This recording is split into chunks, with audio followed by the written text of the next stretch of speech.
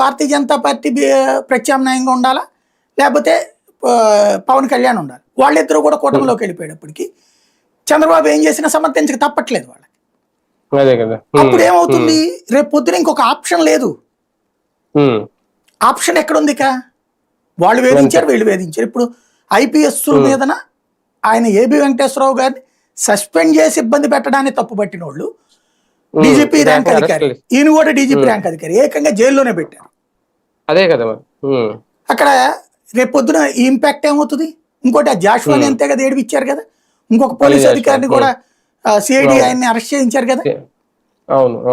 ఇవన్నీ రేపు పొద్దున వాళ్ళు ఊరుకుంటారా? ఇప్పుడు ఏంటంటే జగన్ రేపు పొద్దున ఏం చేయక్కర్రా, అక్కడ కూర్చుంటే ఇవాళ బాధితులందరూ రేపు పొద్దున జగన్ పేరు చెప్పి రోడ్డెక్కి వాళ్లే చేతుల్లోకి తీసుకుంటారు చట్టాన్ని. వాళ్లే వాళ్ళకు ఉన్నటువంటి విచ్చలవిడి అధికారాలను వాడేస్తారు. పోస్టులు కూడా వాళ్ళు వేయించుకుంటారు. నువ్వు వేస్తావు చస్తావు అని అడుగుతారు. ఇంతకంటే ఎక్కువ ప్రతీకారం తీర్చుకోవడానికి బరి తెగించేస్తారు. అప్పుడు జగన్ చేతుల్లో కూడా ఏముండదు. ఇప్పుడు ఇవాళ జరిగిన కొన్ని ఊళ్ళల్లో తన్నులు అట్లు ఇట్లాంటివి చంద్రబాబు చేతిలో ఏం లేకపోయింది కదా, విచ్చలవిడితనం అయిపోయింది కదా.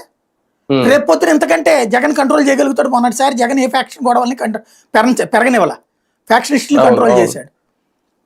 అదే ఇవాళ రోజున వస్తున్న స్టేట్మెంట్లు, ఆదినారాయణ రెడ్డి స్టేట్మెంట్, ప్రభాకర్ రెడ్డి స్టేట్మెంట్, అఖిలప్రియ స్టేట్మెంట్లు చూసినప్పుడు అక్కడ వాళ్ళ దగ్గర జరుగుతున్నటువంటి చూస్తున్నప్పుడు